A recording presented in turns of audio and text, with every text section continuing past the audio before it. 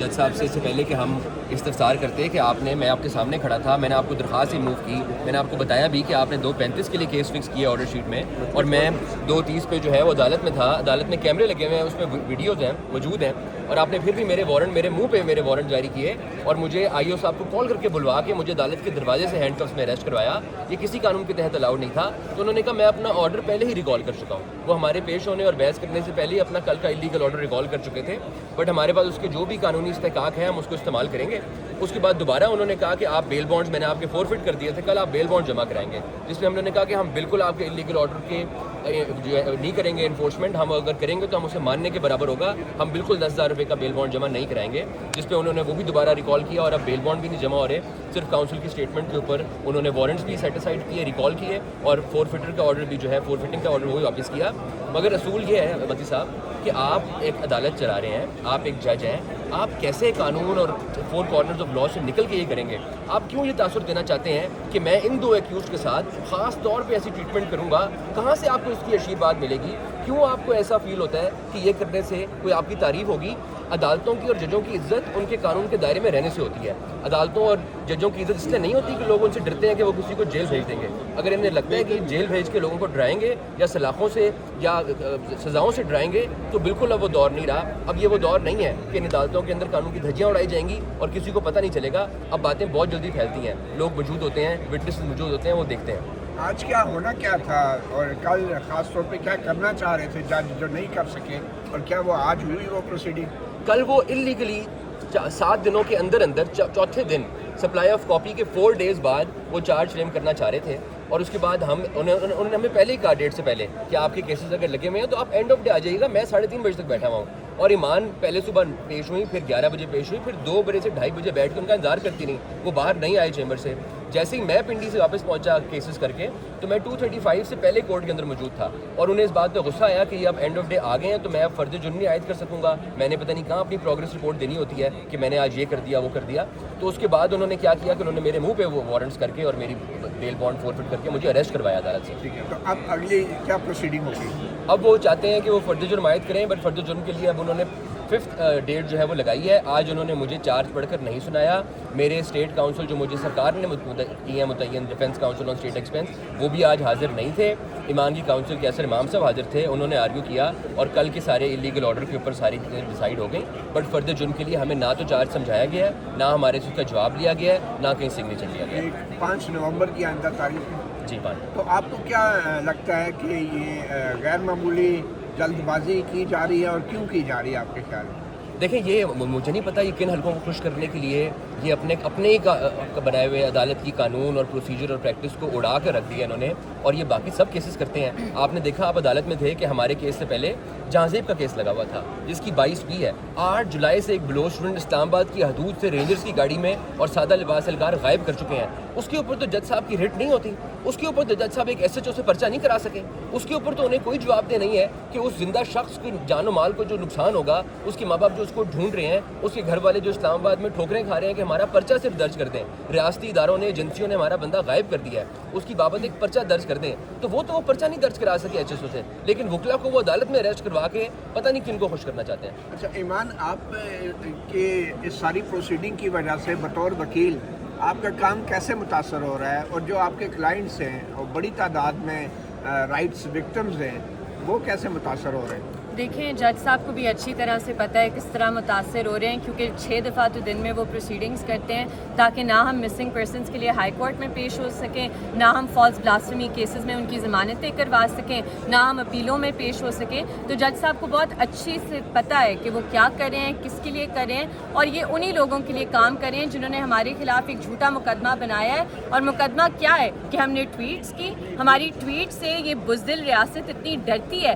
وہ لوگوں کو پہلے لاپتہ کرتی ہے، ماورائے عدالت قتل کرتی ہے، اور پھر کہتی ہے کہ نہ کو کہ ریاست یہ کام کرتی ہے، نہیں تو ہم آپ پر ٹرائل چلائیں گے. اور ٹرائل بھی کیا چلائیں گے کہ मुलजिमान जब अदालत में हाजिर हो, शायद मजोका साहब ने कोई नया मार्शल लॉ या CRPC अपने से बनाया है कि जब मुलजिम हाजिर हो अदालत में तो उसके वारंट गिरफ्तारी जारी किए जाएंगे। उनका कोई शौक था हमें गिरफ्तार करवाने में, क्योंकि पहले भी जब उनके सामने हम हाजिर हुए थे उन्होंने पहले भी हमारे नॉन अवेलेबल वारंट्स इशू कराए हुए हैं। तो मैंने आज अदालत में जज साहब को वाज़ेह अल्फाज में कहा कि काइंडली मेरी भी बेल रिकॉल कर दें, काइंडली मेरे भी वारंट इशू कर दें, क्योंकि इन्हें बहुत शौक है कि जब लोग उनके सामने पेश हो तो वो उनके नॉन अवेलेबल वारंट इशू करें। अब ये बताएं ना कि कल जैसे आपको यहाँ पे आना पड़ा, हादी साहब खास तौर पे आप, तो आपके कहाँ केसेस लगे हुए थे और उन केसेस में आप कहाँ मसरूफ़ थे जब यहाँ पे आपके वारंट गिरफ्तारी जारी? देखें मती साहब, कल सुबह 3 बेल्स लगी हुई थी honourable justice Mohsin Akhtar carry साहब के पास।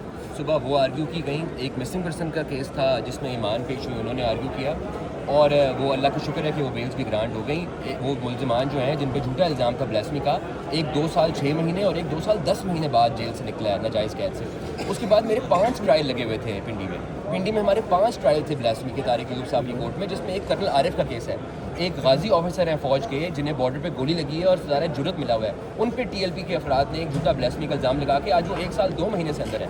उनका ट्रायल था और उस पर फाइनल आर्ग्यूमेंट्स में वो कंक्लूड होना था, आज वो किया, वहाँ से वापस आए।